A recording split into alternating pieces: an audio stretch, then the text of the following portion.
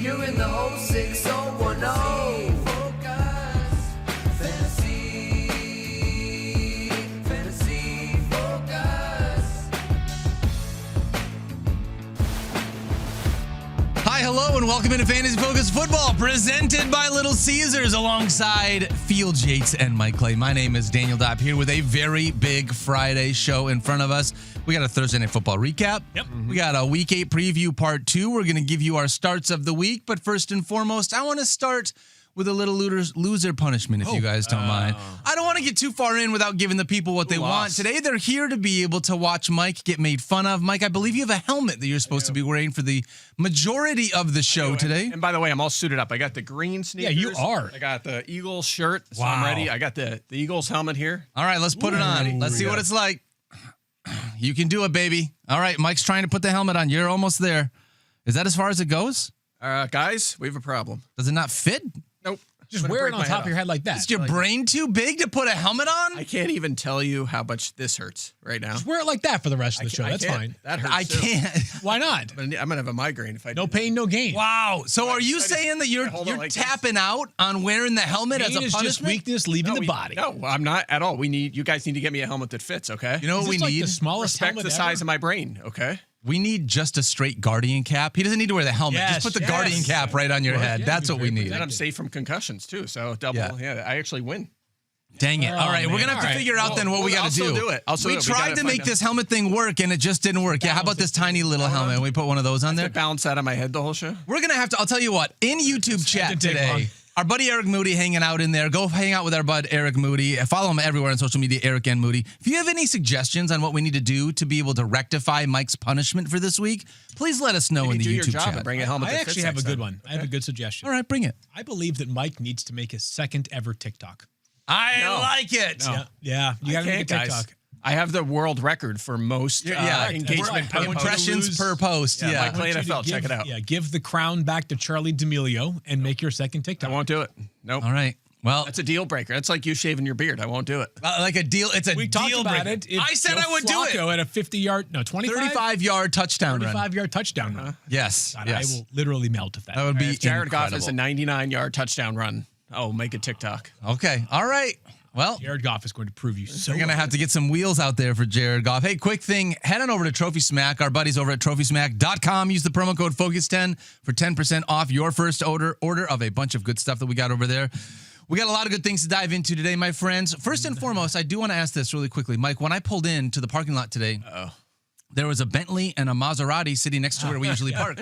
Did you go out and get one of those, or did you get both because you weren't sure which one you would want? I got both. Optionality. Yeah. Okay, that's what it was. Yeah. Did we end up getting a car last night? We did or- not. No. We did not. We're All getting right. there. I'm still shopping. I need to do my research on, more on the value and non-value of, or value and waste of time of research in a moment when we get into Thursday Night Football. Okay, but got it. I did stop at a dealer. I'm working through it. I called you last night to talk about your car. did. So You did. I'm working through. I'm doing that. I love that. The planning. Last week was Mike's going to buy a new couch. This week, Mike's going to buy a new car. Next week, I want to know what Mike's going to buy next because it feels like every week we got a new big purchase. Well, the car plane wasn't is planned. a plane. Yeah, a plane. That would be it. Yeah, I wish the car was planned. That's an off-season activity, but right now I don't really have a choice. So. All right, well, let's dive into a little Thursday night football. We had a big game between the Chargers and the Vikings. Sort of a big Wasn't game. much of a game. Yeah. Yeah, I do. And I feel like I need to really quickly, before we get started, I like to be, today on the show, I'm going to go through an injury report, give out like who may or may not play. I want to say I'm really sorry, guys, because I missed this one, not realizing that Quentin Johnston was going to miss this game. He was out. It was No lightly targets. reported. Yeah. Yeah. And then I found out that I looked at the snap share, and he actually did, in fact, play in spite of having 0 targets for 0 catches this You week. gonna take this one, Mike? Yeah, I'll start with this one. Let's talk through this because Ladd McConkey, he led the team with 24 routes run, right? And he had a big game, 10 targets, 88 yards and a touchdown. Aronde Gatson, he ran 23 routes, so just one Right behind. there, He had a yep. good game, 77 yards on 5 catches, Great 5 game. targets. Most of that at the beginning of the game. Quentin All in the first Johnson, half. right behind, 22 routes. So 24, 23, 22. He was right there, so he probably has good stats. Let's see. There's an error on my sheet. It's all zeros. That's including target. That must be a mistake. Something must be wrong. Keenan Allen only ran 14 routes, guys. He had 44 yards and 4 catches, so at least got you 8 points. Yeah, that was rough. That was a rough showing. And this is what I was referring to with research. So I did a little digging on this because I have this issue in FF now where I have all three All three of Chargers them. receivers. And this week, the way things were set up, I was in position to start 2 of them. So I was trying to figure out which 2. And obviously, Keenan Allen coming off a big game. Ladd's been better lately. Johnson's been a little slower lately. Yep. So Minnesota's one of the few teams you could look at and say, okay, they're heavy in zone all the time. Okay, so I went back and looked at receiver corner. I looked at early this season. I even looked at last year to look at Ladd and Quentin's splits. And it leaned pretty heavily towards zone for Quentin Johnson. A lot of his damage last year was when they faced zone, when he was up against his own defense, or zone, whatever.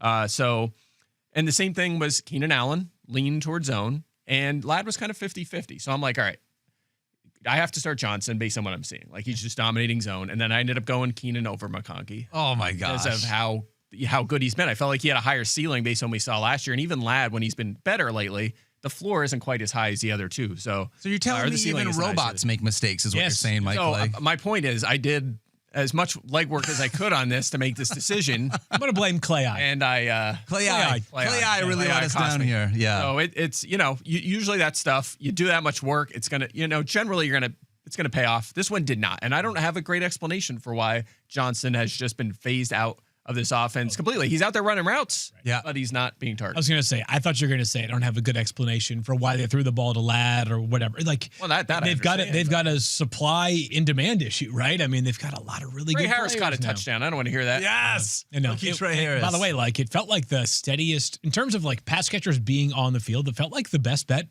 was actually Rondé Gatson II, who I think is now the new story The first of half. the game. Yeah. 5 catches, 77 yards, and a touchdown, all in the first half, as Mike noted. But he was playing a ton in the second half as well. As you mentioned, the 23 routes run, that was 96% of Justin Herbert's dropbacks last night. It was a huge, huge number for Rondé Gatson II. He's a thing at this very, very desperate position of tight end. He has emerged. He was excellent once again last night. He was probably scooped in a lot of the leagues that people who listen to this show play in. But if not, he's definitely a priority ad going into next week. The Chargers don't have their bye until week 12, so you might have, for the next 4 weeks, utility out of Rondé Gatson II. And if you've been riding the carousel and you've been you don't have a Trey McBride, or you don't have, who else besides Trey McBride? Jake Ferguson or good at Tyler football. Warren, right? Hopefully hours after the bye. Yeah, But I yeah. mean, he was the most added player on waivers this week. Over 50% of ESPN leagues, he was scooped up as of Wednesday. So, he's picked up in a lot of leagues. Hopefully he started him. I had him on a few teams last night in my lineup, so I was pretty pleased with that. He looked good. Rondé Gadsden now rostered in 68% of leagues, so he's available in about 30%. It's at least worth going out and looking to see. That number flipped to at least 86 by next week. My guess It should. is it'll be close. It definitely should be. There are he's some way up there 18 now. leagues. Other thing from this game. Oh, sorry. Go ahead. Do you feel like you guys left that game feeling like you have, I think I know the answer to this, but we have no idea what the order for this receiving core is. Including Probably goes Rondé back to, Gadsden. last night would tell you that it should be Ladd Ladd 1, McConkey, yes, so, Keenan yeah. 2, and Quentin Johnson 3. Keenan did not play that much last night. He kind of became more of a third down situational specialist, and he Which was is so which money. is common. I mean, that is the trend. It's just they've been more competitive or trailing, so he's been running more in the second half. There's an implicit trust for sure that Justin Herbert has with him. I think I'm going to hold off on declaring As we anything should. specifically after just one game last night. But arrow up right now for Ladd McConkey, and arrow remains up for Kamani Vidal, who was awesome last night. 23 rushing attempts for 117 yards plus a touchdown. The Chargers, as we talked about, had a lot of success throwing the football, but there was still room for him to feast. Amarian Hampton was spotted last night still in a walking boot, so worth noting that despite the fact that Hampton is eligible to return as soon as week 10, there's a chance that Vidal has value for at least 2 more weeks going forward. I remember when Hampton got hurt, several of the national insiders noted this is probably more than a 4-week injury, leaning on their sources and their information, and the fact that the day after he got hurt, they put him on injured reserve to the Chargers. They knew it was going to be at least 4 weeks, so Vidal hanging on to value for right now. I do think it's Kamani Or the Vidal, Vidal. right? They said last night on the broadcast, I believe that everyone called him, they called him something different. There's I too don't know. many names right now that are up for grabs. Bajan, Alvin yeah. Kamara, Vidal, Vitality. No one really knows. No one knows what's going on. How about on the other side? Do we know what's going on with the Minnesota Vikings running game right now? We got Aaron Jones back. I mean, it's definitely a wasteland. Last night was definitely a wasteland. Last night was. Say, right? Yeah. But Jones on the first play of the game was targeted on a pass. He did start for the Vikings last night. He got a little bit of involvement in the passing game, but they just didn't run the football effectively at all last night. Yeah, it's a game script deal as well. Yeah. They were trailing by a lot. So Aaron Jones outsnapped Mason by a lot. He didn't get many carries. If this was more a competitive game, you would have seen more Jordan Mason. Going forward, it's going to depend a little bit. The value of these guys will depend a little bit on game script. But Aaron Jones is back to being the 1A, Mason the 1B. I would still bet Mason leads the team in carries going forward. Yeah. Jones easily in targets, but probably both. Maybe Jones a fringe RB2, Mason a flex is probably how I'd here's the big thing for the Lions I think needs to be discussed is that for the Vikings. They play the Lions next week. Is that last year, so many guys in this offense, right? Obviously, Justin Jefferson was himself, and Aaron Jones was great last year. But the big thing is that this offense just isn't as good this year. Maybe J.J. McCarthy can get back on track or can get the offense back on track, but this the ceiling in general. Will be, if he plays, next week will be McCarthy's third game, I think, right? Third game this season. Yeah, I would expect him to start, especially after what we saw last night. I mean, Wentz was a mess and injury-wise. Really banged up. And they still would not turn to Max Brosmer, so that tells me. It's tough right now. By the way, look at the Vikings schedule going forward. Lions, Ravens, which I think by then we definitely expect to see Lamar Jackson. We'll talk about that more in just a little bit. But, Lions, Ravens, Bears, Packers, Seahawks. Brutal. Going to be tough. They're probably a playoff long shot now. I think that's safe to say. I would agree. Yep. Doesn't feel great. How about the pass catchers there? Justin Jefferson. Mike, you and I had a board bet. Let's just pay this off real quick. He was on the Aronde Gadsden plan in the first half. Jefferson had six catches for 72 yards in the first half. What a joy it is to watch Justin Jefferson as an aside. And then the second half, he had one catch. Yep. So, in the entire offense, despite garbage time. Yes. Yeah. And they kind of called off the dogs late in the game. Max Brosmer stepped in for Carson Wentz. But still, 14.4 from Justin Jefferson. Really not a weak, Yeah, I mean. But the Chargers just controlled the game so much. There was a point where it was like 20, it was not Chiefs Raiders-esque, but it was getting at least into that territory. So a big night last night for the Chargers offense equaled a small time of possession for the Vikings offense and just not much production. Yeah. Mike moves to 4-1 on his board bet. Says I technically lose, and I say technically, I mean because I legally and factually lost. Yes. Justin Jefferson, 14.4 fantasy points. Jordan Addison, 11.6. Although it's they have been really close. Part of the point that I was trying to make was over the last 4 games, they have been much closer to each other than I had anticipated. 11 points puts you at like 30th, and 14 puts you at like 15th or so. Yeah. I mean, so that's a few points lower for Jefferson. I mean, it was a disaster last night, but Addison needed a garbage time touchdown just to get to about where we expected anyway. At that point, it was still a game. Like that made it 24-10 in the third quarter. I mean, okay, I would call it garbage. You don't think 24-10 is a game in the third quarter? I think if you were watching that game, I think you have to agree it was an extreme long shot. It was a long shot, but I wouldn't say. I think 24 to if it's 24-3 with 4 minutes to go, that to me is garbage time. Put it on the poll. Let me ask the poll right now. I felt garbage timey. Coming out of a 19-0 game in which the Broncos came back from the Giants last week, I just chat watched decide. that. Yeah, chat. You weigh in. Was Jordan Addison's touchdown in the third quarter to make the game 24-10 in the third quarter garbage time or no? See what they say. I'm interested. It felt garbage timey. They were just clearly like, we just have to throw the ball. We're catching up. It's not just a normal circumstances sort of situation. 4:36 to go. There's 19 minutes and 36 seconds left. You know what? Chat will decide. Do you guys have any other Vikings takeaways, or at this point, does it just like we need to see who's going to be under center, and it feels like the guys that we know we're going to start are the guys we know we're going to start? A lot of pressure here on J.J. McCarthy. There is. For now, the only other thing I would say is, man, I miss the T.J. Hawkinson. He had 2 catches for 26 yards last night. You, me both. As we presently stand, if I had to guess, Mike's lineup blocks in the playbook for Week 9 will only include Justin Jefferson. I would say that with a strong amount of optimism or agreement. Yes. A strong amount of agreement with that. I don't know who else we would include. Lions secondary should mostly be back to normal with the exception of DJ Reed next week. So we would expect to have the entirety of that secondary against that Vikings passing core. All right. Yeah. Let's move ahead. Talk about our Week 8 preview, Part 2. All right. Field Minister Yates, I'm going to start with you. We each brought at least three topics to the table. What is your first? Yesterday, Daniel, you discussed a running back, and of course, it's blanking. I am blanking on the name right now. Who had decreased expectations? Who was it? Yes, I did talk about a running back that had decreased expectations. Normally an RB1. Thank you for bringing that up. And it is Jalen Warren. Okay, thank you. Going against the Green Bay Packers. It took me a minute to remember who that was. Who are you? Yeah, we talked about it. Yeah, we talked about it. Yeah. Right. So my same deal here to a degree is not whether you're starting James Cook, but are we going to get back to where we were early in the season with James Cook as opposed to where we have been over the past couple of weeks? Because over the last 2 weeks, James Cook has exactly one target. He has 0 catches in those games. That's crazy. He had 3 or more targets and 3 or more catches in 3 of his first 4 games. So we were seeing a decent amount of involvement for James Cook.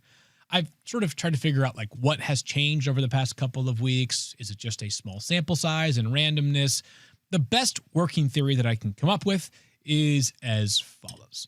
The Bills are trailing or playing in a competitive game. They were trailing against Atlanta for much of that game when we saw them last on Monday Night Football. They played against the Patriots. It was a back and forth game, but they definitely were trailing for part of it. Is that a lot of times when you're trailing, the running backs get involved in the passing game because the quarterback becomes under duress and they dump it off. The defense knows you're throwing the football. They rush passers accordingly. You have to dump it off. The Bills' offensive line is so good, and Ty Johnson is their third down back, that James Cook doesn't really benefit from those sorts of opportunities. Yep. So the question I think we have this week is, can the Bills control this game?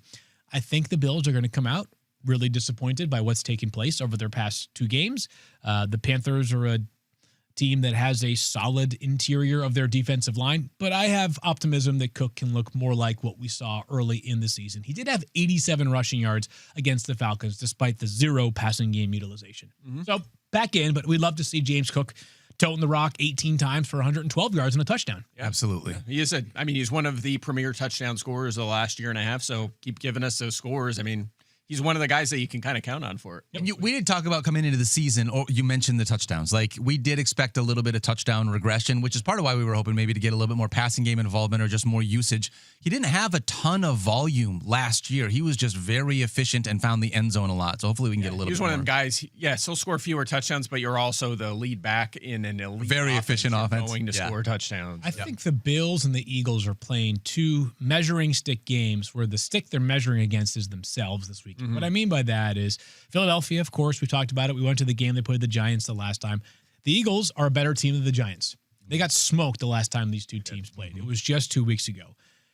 If the Eagles lose on Sunday, it's not that I now think the Giants are the favorites to win the NFC East. It's more so I call into question whether Philadelphia is a team that is going to have a real chance to repeat as a Super Bowl champion this year. For the Bills, if they lose to the Carolina Panthers on Sunday, we might be talking, for now, I think the idea of the Patriots winning the division is plausible, but not, I would say, likely. If the Bills lose on Sunday and the Patriots hold serve against the Browns playing in New England at home, you're saying to yourself, the Bills better get cooking in a hurry here because they may now be the number 2 in some people's eyes in the AFC East. Yeah, I agree with that. And also, I'll just circle back to the Eagles. If the Eagles lose this game, that division is a 4-team race. Yeah, it will. The Giants, if they sweep the Eagles, and then obviously you have the Cowboys and then the Commanders, which we're going to not have Jaden Daniels this week. It's going to be a tough assignment, but once they have him back for the second half, any of those 4 teams can win that division. That is the trend in the NFC East. It's like a new winner every year. So it's going to be wide open if the Eagles lose this week. We have an answer to our poll question as to whether or not Jordan Addison's touchdown was in fact garbage time. YouTube chat says, no, it was not by 55 to 45%. Toss up. I would lean yes, but fair points. Toss up. Toss your head up right now. The answer is yes. Why don't you go with your first Game topic? was garbage.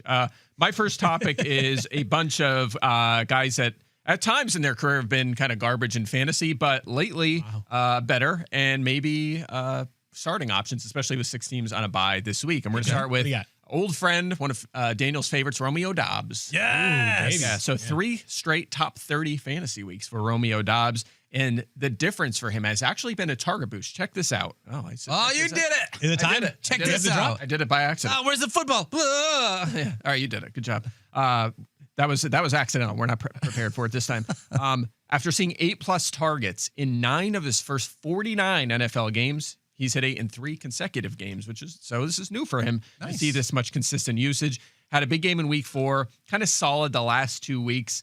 I think that he'll come back to earth. We're going to get Christian Watson back this week, but there's no Dontavian Wicks and there's still no Jaden Reed. So down the road, I think he'll come back to earth. But for now, he's in a pretty good spot in this offense. Also, the Steelers this week, the most catches and yards allowed to wide receivers this season. Wow. So Dobbs, I think, I have him 29 on my board. Actually, probably a little higher after I have him 20. Actually, I have him 23 on my That right. Corno trio not so dominant so far for Pittsburgh this year. Yeah, no doubt. We'll see as they continue to get healthier there with Joey Porter missed the early part of the season. But you're right. Yeah, you've been able to throw on the Steelers. He went from 29 to 23 because you had 5 wide receivers on Thursday Night I Football. was like, that seems wrong. But then I was like, yeah, there's three Chargers and 2 Vikings. Yeah. That's a big jump. Okay. So that's Dobbs. Next one is Rashid Shaheed. Now, this one's kind of fascinating. You know what this feels like? This feels like a guy to plug into like a GPP lineup in DFS. Exactly. And I'll tell you why. He saw either 5 or 6 targets in 5 straight games. But last week, he matched a season high, which came in week 1 with 9 targets. Ooh. But he's been held under 55 yards for the 6th time in 7 games. He's been under 55 yards in 6 of his last 7. Sure. He does have at least 4 catches in all 7 games this year, but has hit 15 twice. They were both games that he found the end zone. So he's a risky play, obviously, but I think he's a sneaky bet for a huge game, and that's what you're always kind of looking for as one of those kind of long shot plays. Yes, field first. Okay. He had his hand race first. Okay, so this like is like school. the perfect, like where I think, so my assessment on Dobbs and Shaheed is as follows. Dobbs, maybe he's getting close to like taking this label off of himself, but for me, he's always been one of those guys where it's like you're in or you out. You ride the wave of Romeo Dobbs and you experience the highs while also suffering through the lows of low target shares. For Shaheed, by Mageddon week, if you're one of those people that is totally compromised this week because of buys, but your opponent somehow is skating by with close to his or her regular lineup, maybe save one normal starter, Shaheed's the kind of guy that at least going into the weekend, you're like, listen, I know that I have very few of my normal starters. I have no Brock Bowers and Ashton Genty this week, and I've got no whoever else. Devontae Adams is on bye. There we go. Kyron Williams and Garrett Wilson's one of my wide receivers, but I'm still going to find a way. You know why?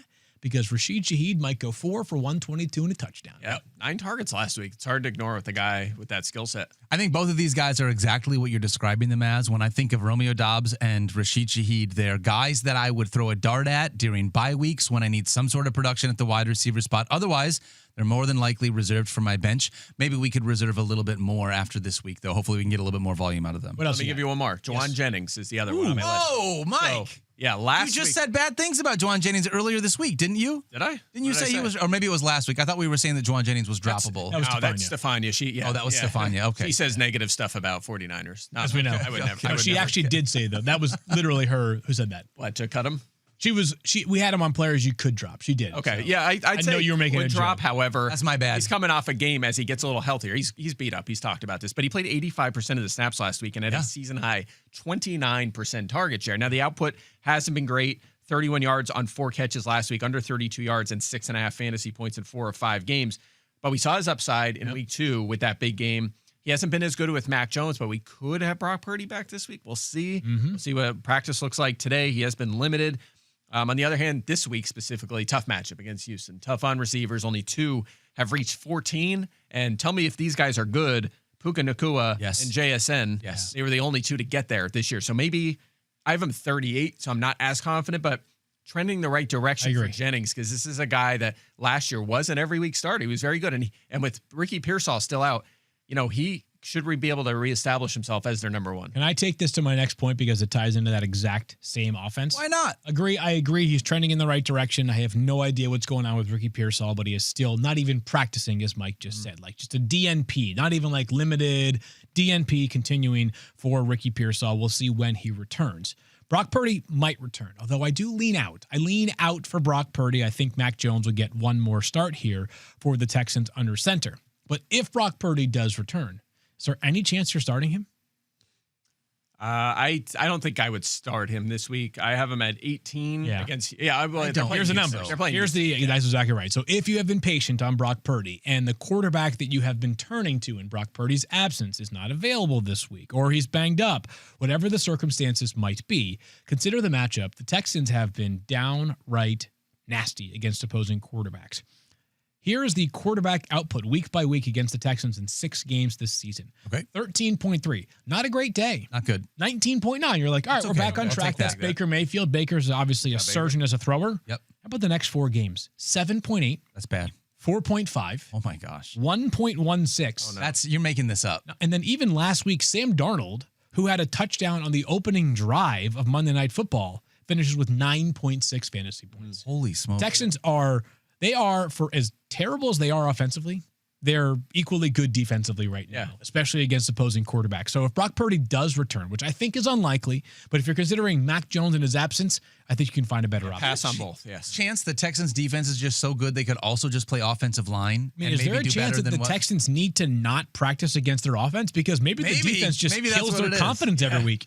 Yeah, they've been a disappointment, but the defense has been, and what we thought. It's not a surprise that their defense is great, but the offense has just underwhelmed. A lot of interesting discourse on the Texans' offense. A lot of it centered around Nico Collins, of course, because Nico is their best offensive player, and it's not Probably out close. this week, and probably out this week. Daniel will probably cover that here in a moment. I listened to Jeff Darlington talk yesterday. I think it was on NFL Live, where he was saying that he felt Kyle Shanahan has been continually trying to take it slow with Brock Purdy, and there was at least a shot, like you had said, that he doesn't go this week. It kind of felt like it was leaning that direction. So I am planning on Mac Jones to be under center, unfortunately. Yes. Just to round out the Nico Collins thought, as our own DJ Bieniemy, who covers the Texans, and on top of being a reporter, really dives into the X's and O's on the football stuff, and he loves fantasy as well. Shout out to you, DJ. Yes. But he was talking about, he had highlighted how Nico has been rarely used in motion this year, especially when you juxtapose it with other top flight wide receivers. And he noted, like,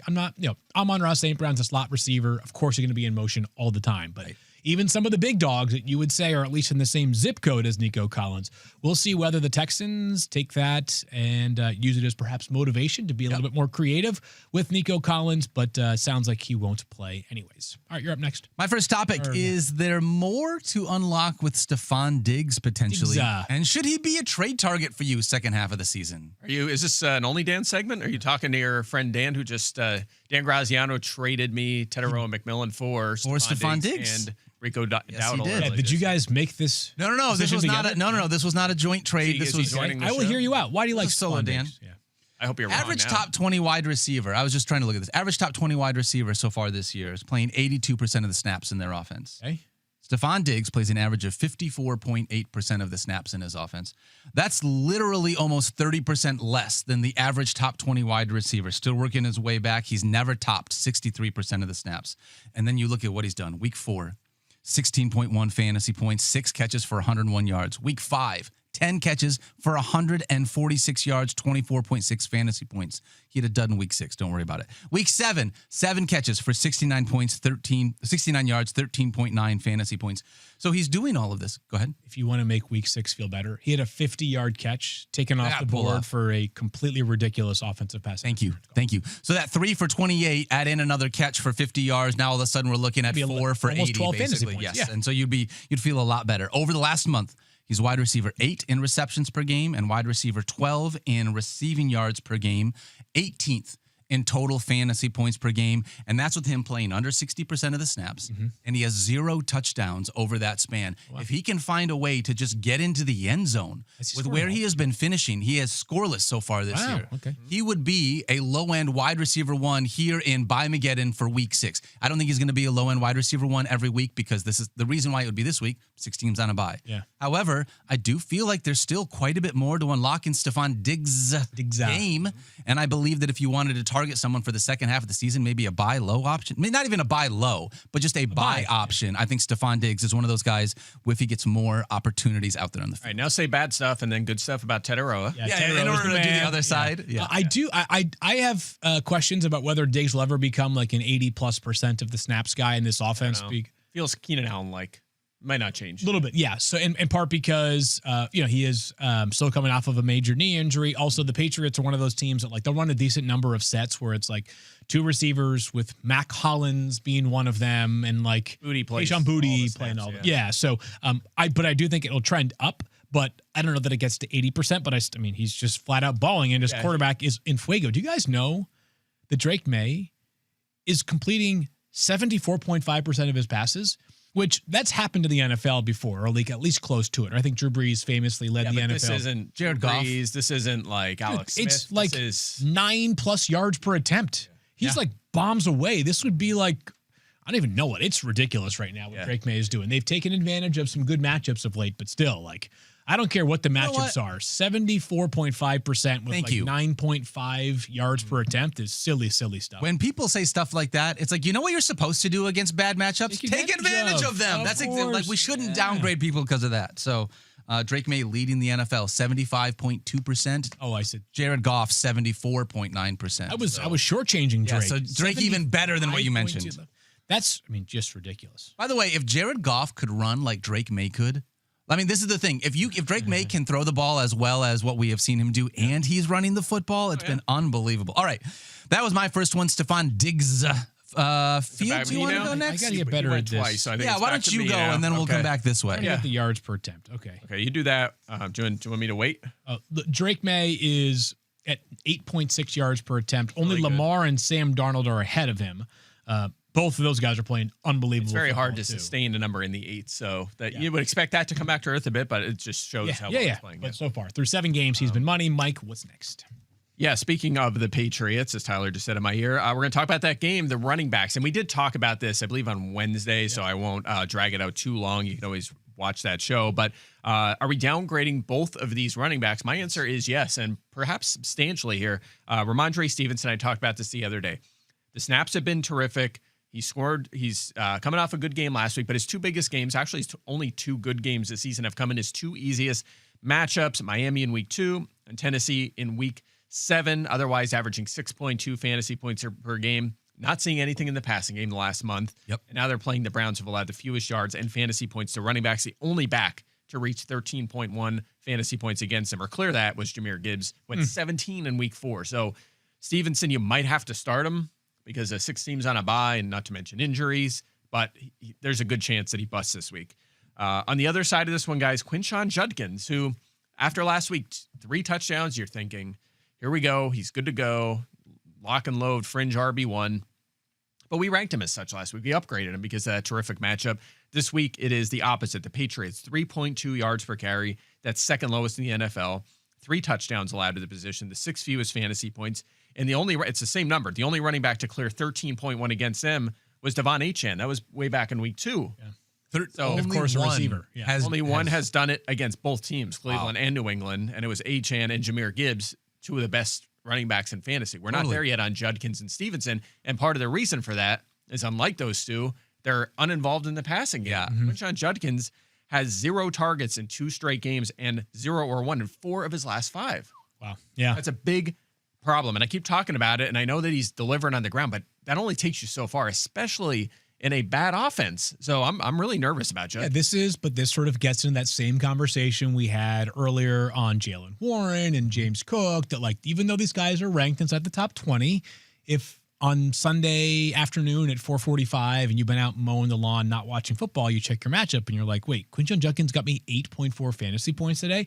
What happened? That's These are what the kind of things that might that be can good. happen. If he doesn't get targeted and he gets, that'd be 84 yards. They're losing, which we expect, and he has 14 carries for 48 yards and doesn't score. I mean, you might be lucky to get 8 points in that game. I didn't want to have like spoiled milk in the Cheerios. Yeah, jeez. Well, that's the point. If you open your phone at 4:45 and he got you 3.7 fantasy points, blame Mike.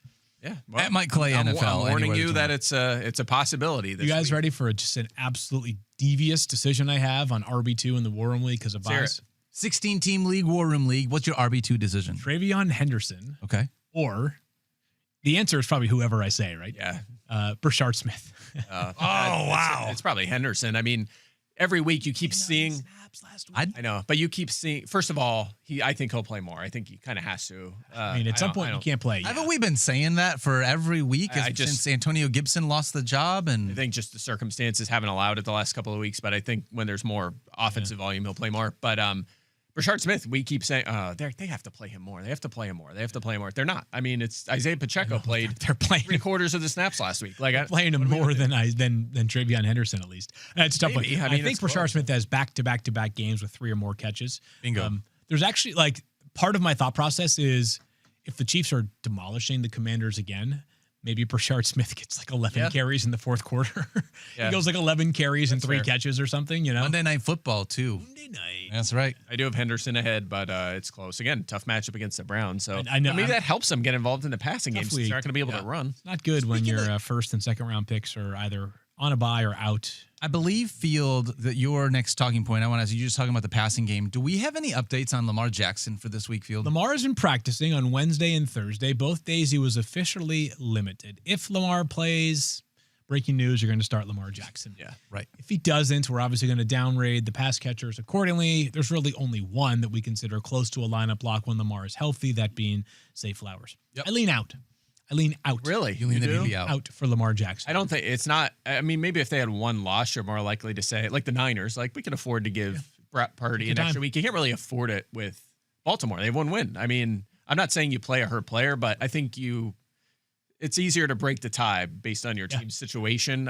I'm still alive. I haven't been in the projections. I'll be curious. That's fine. But he's practicing. I don't. I was going to say the birdies, but the Raven birdies Yes. are suggesting to me that we could have one more week of That's going to be tough. backup quarterback, which is there any way that you can play Cooper Rush again? No. Like, it's got to be Snoop Huntley. If it's not Lamar Jackson, it just seems logical, disappointing. right? Rush was Okay. fine. Just saying.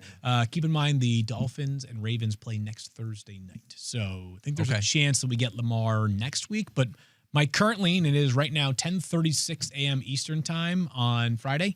My lean is he is out. Is that I'm assuming part of the lean is the idea that it's a short week the following week, and they want him to be ready for that week, knowing that When he's ready, he'll go. And yes, I mean, the extra 4 days, I know it may seem like not that much when it's been a month-long recovery, but for him, it might be like the difference between being good the rest of the season and not being good the rest of the season. So we're just one Adam Schefter tweet away from saying Lamar Jackson expected to play for me to feel like I'm a big dummy. Of course. I lean out right now, so I wanted to give you both sides of the coin. If Lamar is out, I just would not feel great starting anybody. I think the messaging here is if you have that backup quarterback sitting on your bench right now and you're thinking, can I cut him? I would hold off until we get more news.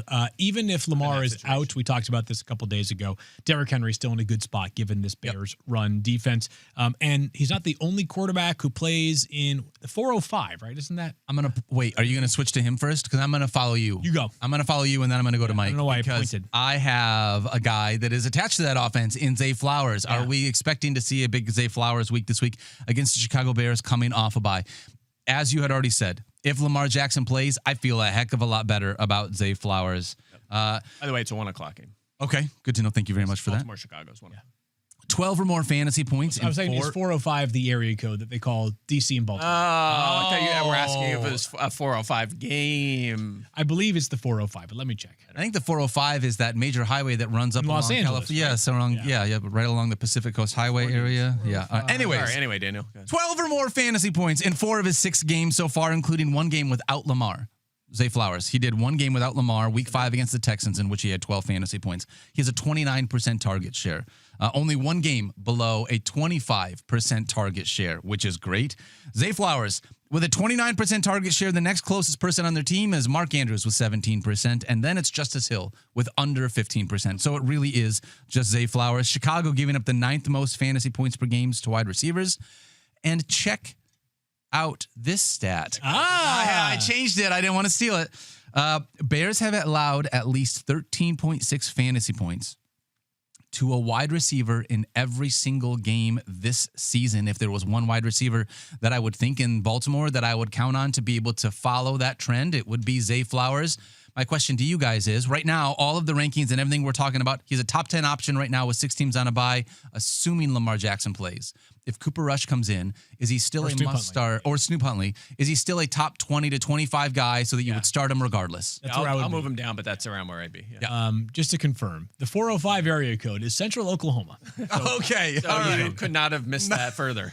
It was the 410 is what I was looking for. 410, yeah. 410. So We were yes, way Central Oklahoma, basically Baltimore and DC. Shout out to the DMV area. Samsonite. I was way off. Field is not that. Have you seen that guy? I think I want to say he's a comedian who knows all the zip codes. No, that's Knows, not like, possible. People can just say the zip code and he can identify 62938, and it's like, and he knows it. He walks around. He was like on the show yesterday, going around the studio. I wish I had his name. I apologize. Oh, really? But, it's just one of his skill. It was just a thing he did as a kid. When I was memorizing sports stats, he was memorizing zip codes for some reason. And that was me with colleges of where players went to college. That's your thing. That's my thing. I did the back of sports cards. I would just like memorize the back of trading cards of like what players like heights and weights and all that stuff was. Everyone watching's like, I was lifting weights and hanging out with girls. You nerds. We were not.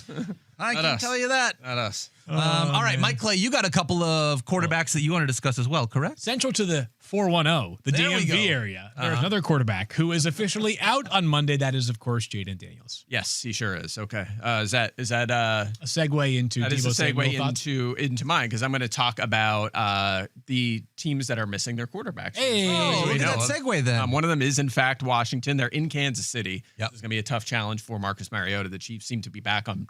Their defense really never left. Their defense is terrific, other than in the Super Bowl last year. But the offense is rolling.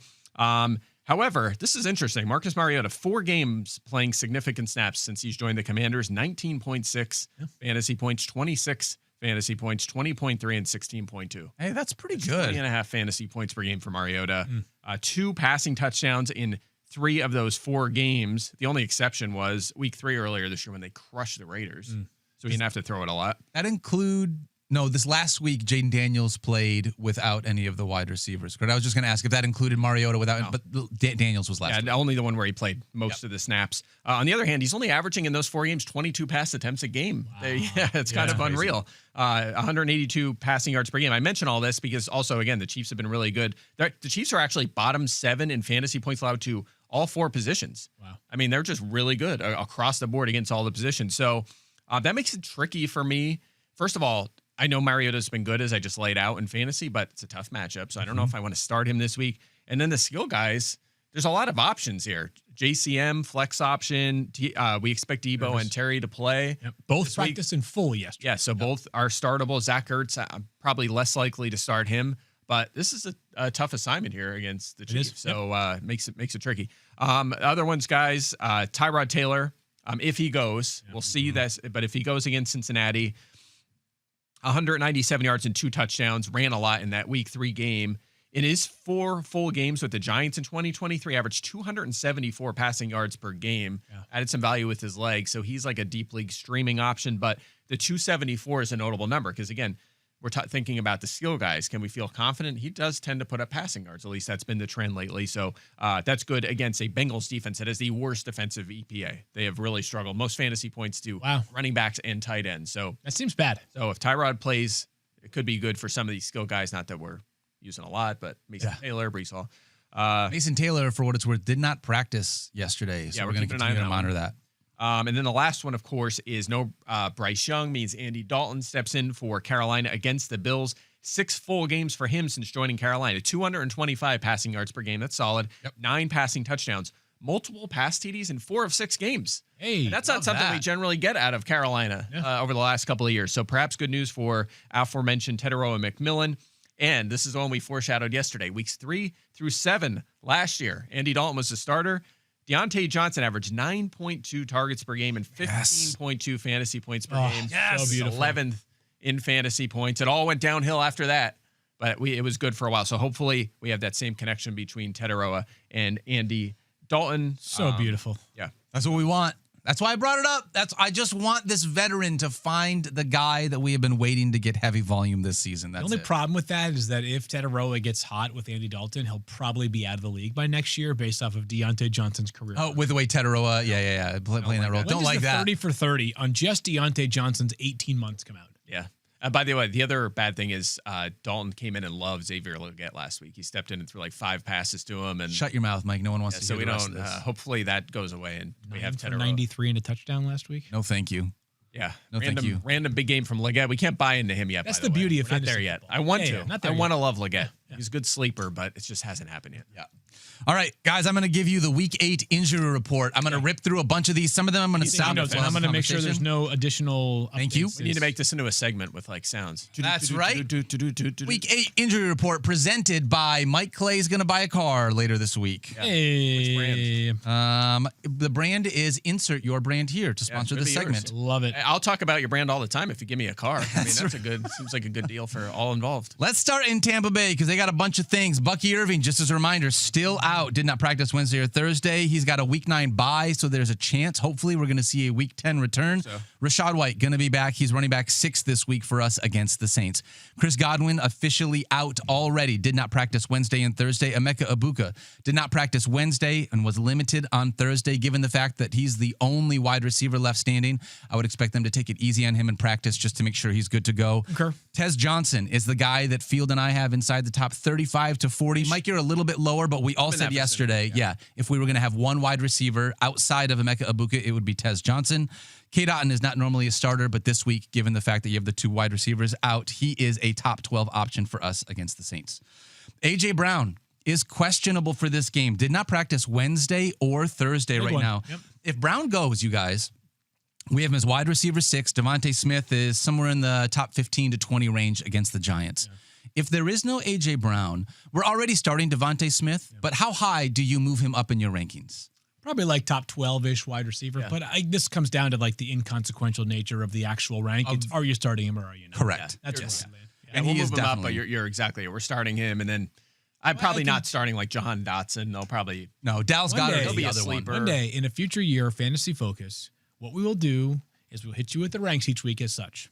We'll go to the quarterbacks and we'll say must starts, likely starters, fringe starters, would rather not start. Don't start them. Yeah, this is kind of like the top tier is basically lineup blocks, I would say. Yeah. You know, it's Yeah, like, yeah. that's Agreed. kind of the point of lineup blocks. It's like if you have this guy, you're starting him. I mean, there's extreme scenarios, obviously. You might just you might have Drake May and Josh Allen. Like, I mean, what are you going to do? Like, I still would put May as a lineup block right now. Yes, but, yes. But that's essentially the point of that. Absolutely. Brock Bowers and Aronde Getson. If you have A.J. Brown, just make sure you have a secondary option just in case he doesn't go I this think week. we'll have the answer by today.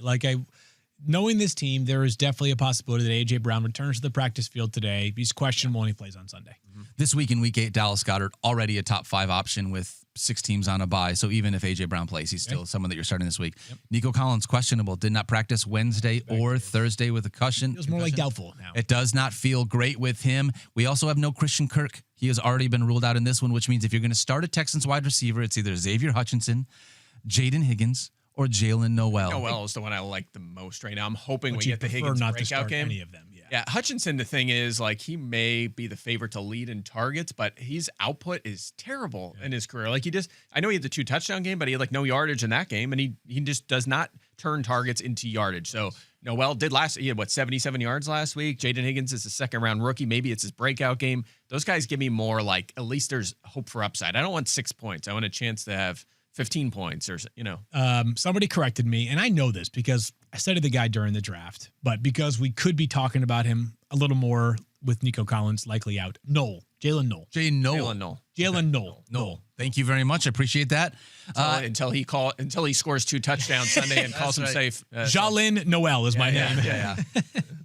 He would be the one, actually, if I had to start, that's who I would choose as well, in part because the quarterback that has the lowest time to sack in the NFL is C.J. Stroud. He gets sacked quicker than any other quarterback in the NFL. I think he's quarterback 35 right now. So give me the guy that's not a let the route develop downfield. Jalen Noel should be that slot guy with no Christian Kirk. You need to get more creative with using his athleticism a little bit. Correct. And I don't want to start any of them. Honestly, Dalton Schultz would be the guy. If you needed to start a pass catcher, he's a probably top 12 option at the tight end spot. These other guys, like, he's had all these targets, not turning them into anything until like right now. He just started doing it. So he's Him and K. Dotton are the Spider-Man emoji. Yes, they are. 100%. There's a lot of guys like that right now. Yes. Even you could say Zach Ertz, same thing. I mean, there's a lot of guys in that conversation. Garrett Wilson did not practice Wednesday or Thursday, feeling like he might not go this week. Mason Taylor also did not practice with a quad injury on Thursday.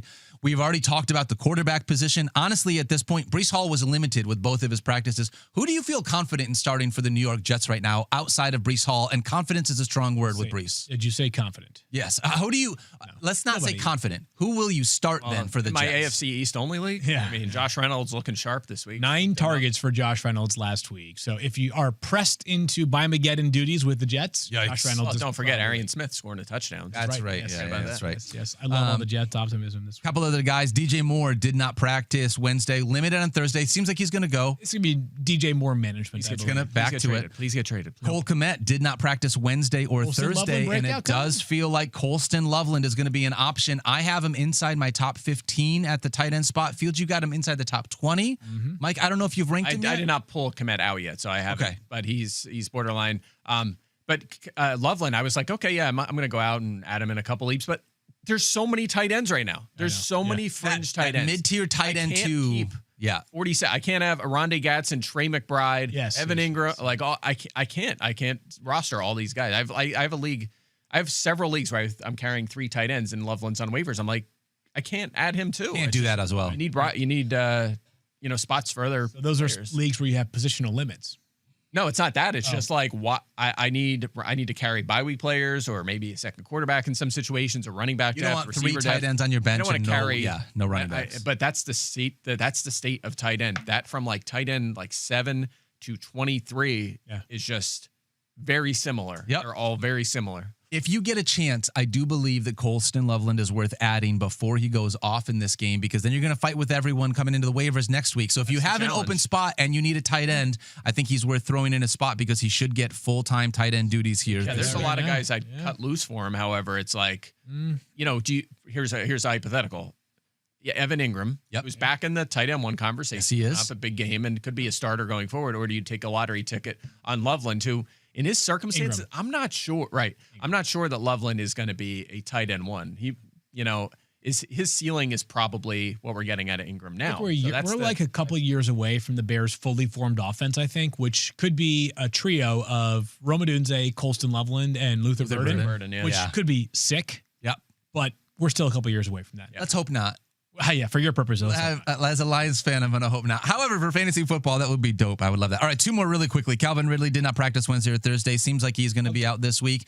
I would not want to start any of the Titans pass catchers, but we've talked about him a bunch. You know who they are. And Ricky Pearsall, we already mentioned, seems like he's not going to go this week. Still not practicing. I would make other plans there as well. Agreed. That is your Week 8 injury report, brought to you by your sponsored segment here. Feel free to come out and let us know, specifically whichever car company wants to help Mike Clay out this week. I love that. So in our first draft show, at the very top of a rundown, our producer in that show, Joe G, loves the show as well. Joe G is an absolute stud. We love Joey G. He's the man. In the notes, he puts first draft presented by, parentheses, Harbaugh voice, nobody. So we're still working on sponsorships left and right over here. Love that. Nothing wrong with that. All right, let's work on starts of the week left and right while we're at it. I'm starting to feel a little bit less good about my starts of the week after some of the comments that were made during the show. I'm not going to lie. Oh, all right. Who wants to go first here? Who came in last place last week? That was me. Oh, yeah. All right, so why don't we let you go Getting first? off easy, Mike? by the way. No, I'm not getting off back easy. on. I will pay it off. We'll your helmet back find on. something. Bring a hat, a helmet, whatever you want. A hat, yeah. Whatever you want. A hat. Hoodie and Oh, helmet. Mike's got to wear a hat. Wear a What hat, a punishment. Oh, That's what it says on that hat. You can get me canceled very easily if you don't fair. like You know me, what? okay? That's a good point. That's a good point. All right, keep going. Whatever you want. All right, my start of the week, I'm going to start with, come on. I thought about going with a safer play here, but I'm going with the revenge game narrative with Aaron Rodgers. Going Aaron Rodgers. Already 2 games with 4 touchdowns this season, guys. So he's had some big games. That one was last week against Cincinnati. The other one, week 1. Yep. And his other revenge game against the Jets. New York Jets. That was all the way back and by in the way, week the 1. Packers, what's that? That was all the way back in week 1. That was week 1. However, the Packers have really dropped off defensively lately. 18-plus fantasy points to the opposing quarterback in 3 straight games now. Probably Brissett balling. Brissett, Flacco, and Dak. So one of those is a fantasy star. The other 2 are not. So Rodgers. I think Dak's a fantasy I think star. Dak is a fantasy star too. How dare you say that? Flacco and Dak. All right, Yes. fine. All right. Jacoby Brissett, maybe border. We're on the same page. I got. Yeah, you guys nailed it. I actually, you 2 were so on point with that I thought I said something wrong for a second. Like, did I say Dak's not? Yeah. Next one is a running back a little bit on the rise. I talked about him before. Isaiah Pacheco. Okay, yep. Wow. Season high 16 touches last week. Snaps are on the rise the last couple of weeks. And Washington struggling against running backs lately. Wide receiver, Darnell Mooney. Again, 6 teams on a bye, so it was kind of slim pickings at wide receiver this week. 68 yards on 5 targets last week. And I talked about this earlier in the week. They're playing Miami. They have not allowed a lot to receivers. High efficiency, but lower volume. So hopefully a big play for Darnell Mooney to pay this one off. And tight end, again, pick your poison from all of these options. Cade Otton for me, 9 targets last week, went 7 for 65. Guys, he has 50-plus yards and 10-plus fantasy points in 3 straight games. I can't wait to hear what Field Yates starts of the week are after do we my have some plays. crossover? We have some crossover. Don't mind now or no? Let's do yours next. Yeah. My quarterback for this week. Yeah. In a revenge spot. No way. Aaron Rodgers. Aaron Rodgers, baby. Sorry, I stole all the analysis. Quarterback 19. Yeah, so whatever Mike said holds. All right. My running back. Okay. Playing on Monday Night Football. Monday Night Football. Bright lights of Arrowhead Stadium. Isaiah Pacheco. No. Isaiah Pacheco. And my wide receiver, who I was feeling good about until about 3 minutes ago when Daniel said, we don't care about any Titans receivers. It's my guy, Alec Manor. Shoot. So sorry about Against the that. Colts, Field so a Yates. good matchup. It's okay. Don't worry. It is a good matchup. It is a good matchup. The Colts have allowed the most fantasy points to opposing wide receivers. Manor should see somewhere between 5 and 7 targets. And my tight end, who has now scored 10-plus fantasy points in 3 straight games. Oh, no. Cade Otton. All right, so it's Io Manor against Mooney. Darnell Mooney. Darnell Mooney. Okay. Wow, this doesn't really happen that much, this amount of crossover. I think it's a product of 6 teams on a bye. It really, Yes, I agree. Our sample of like viable options for this game are small. Also, any crossover at all. it is a product of you guys just picking doo-doo players because I didn't have any of those. Oh, that's great. So it's For what it's basically worth. us versus you. This Exactly. It's me versus both of you. I went with the quarterback spot, guys. This one was just too easy. I went Jared with, Goff on a bye. I didn't know. I went with the obvious one here. I'm going to do it. Jackson Dart against the Eagles, over 22 fantasy points per game in the last month. He's got good legs. And one thing that I like about him is he's got good. I'm a legs guy. Are you on his Only Dance page? Yeah, I'm about to be. I was thinking about, I asked Rosie if I thought that we could bring to the table doing a segment with Graziano called Darts Parts, where we just talked about his legs, Jackson Dart's legs, on as a part of Only Dance. You know what I mean? Save that for the show. Yeah, that's the first segment. We'll go to other parts of Jackson Dart later on, obviously with an Only Dance. So we'll see how that goes. Moving on, We got. Now or no? We're live. Okay. Oh yeah, we are. At the running back position, I'm going with my guy Chase Brown against the Jets. And Joe Flacco, we trust. I try to pick at least one player connected to the real deal player of the week that I have picked. And so because I went with Jackson Dart, I went with Chase Brown here, getting a couple of passes from Old Man Joe. At the wide receiver spot, this one is scary to me, but I'm going with Troy Franklin against the Dallas Cowboys with this matchup. Like it. Cowboys have given up the most fantasy points, most passing yards and second most passing touchdowns to opposing teams. And then Dalton Kincaid against the Panthers. I said to temper your expectations earlier this week against Dalton Kincaid. I have tempered them for what it's worth. 6 catches for 55 yards and 2 touchdowns for 23 fantasy points. That is my tempered expectation for Dalton Kincaid this week. Okay. So I'm going to go with Jackson Dart, Chase Brown, Troy Franklin, and Dalton Kincaid as my starts of the week this week. All right. That seems like And it just feels different when there's not. It's like, I don't know. It's weird when there's no differentiation. Well, I know. Io Manor versus Mooney. We're going to see how things play out here this good drama week. there. There's going to be some good drama. Let's take a couple of questions right now from our YouTube chat quickly before we get out of here. This very first one is going to come from our friend and fan, Eric Booty. CJ Adler. CJ wants to know, Stefon Diggs or Wan'Dale Robinson half PPR league? Question. I'd Good go question. with Stefon Diggs in this one. Where are you guys at? It's so funny. I have them 18 and 19. Yeah, I was back gonna to say, back. I'm This really is a close. toss-up. I'm going to go with Wan'Dale Robinson. Me too. He's played so many snaps for them. He did. And had a good game against Philly 2 weeks ago. Another good game last week, right? So Okay, CJ, well, when Stefon Diggs plays well because he's got a better quarterback and is the better wide receiver, just know who your friend is. It's me, playing buddy Cleveland. Danny. All right, let's go with another one. Another question that we have here comes from Troy. Troy wants to know, Worthy or Jalen Waddell?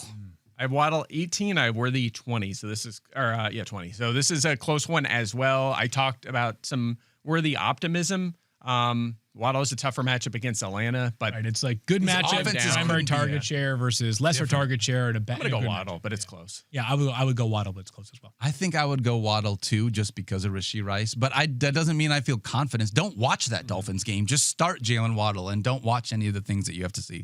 All right, another question that we have here from our YouTube chat. This one comes in from Ashley Fountain. Ashley wants to know, would you start Cade Otton, Mason Taylor, or Dalton Kincaid this week? I think Otton's the safest. Safe Mason floor. Taylor, we'll see. So you mentioned he did not participate in practice. Did not because of a practice. quad injury. Correct.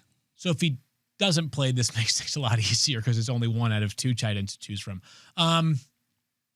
I'm going to stick with Cade Otton. Cade Otton for me. Safest By my start target share plus quarterback situation plus offense he plays in. If you are in a spot where you need the safer floor, Cade Otton is the one. If you're looking at it and your projection is like you're projected to lose by 35, then I would probably go with Dalton Kincaid just on the chance that maybe he does get that. Or 2 touchdowns. Yeah, a couple touchdowns. I just said, by the way, that Cade Otton has the safest floor in part because of the quarterback situation. I was thinking of that mostly vis-a-vis Mason Taylor because it turns out Josh Allen's really good. Josh Allen is good at I've been told football, that, too. Yes, he's pretty good. Sources have confirmed it. All right. One more. Let's do another question here before we get out of here, and then we will jump out. This one comes from Nicholas Esposito. Wants to know Quinshon Judkins or Chase Brown? I've got concerns on both. My concerns, on Chase Brown are what we've seen this season. Yeah. My concerns are Judkins are what we have laid out throughout the week. The Patriots have yet to allow a running back to reach 50 rushing yards, but I have Judkins with a slight lean over Chase Brown. Yeah, I'll go Judkins. We're a lot more Samaj P. Ryan the last couple of weeks. Yeah. And it wasn't even a lot of volume for Chase Brown the last time we saw him when he had the better game. So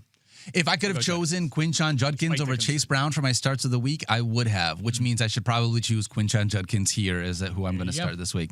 All right, that's going to do it for us today. Today's show was presented by Little Caesars. Thank you guys so much for hanging out with us. And shout out to our buddy Eric Moody for hanging out in chat. Go follow him on social media at Eric and Moody everywhere that you want to do all your stuff.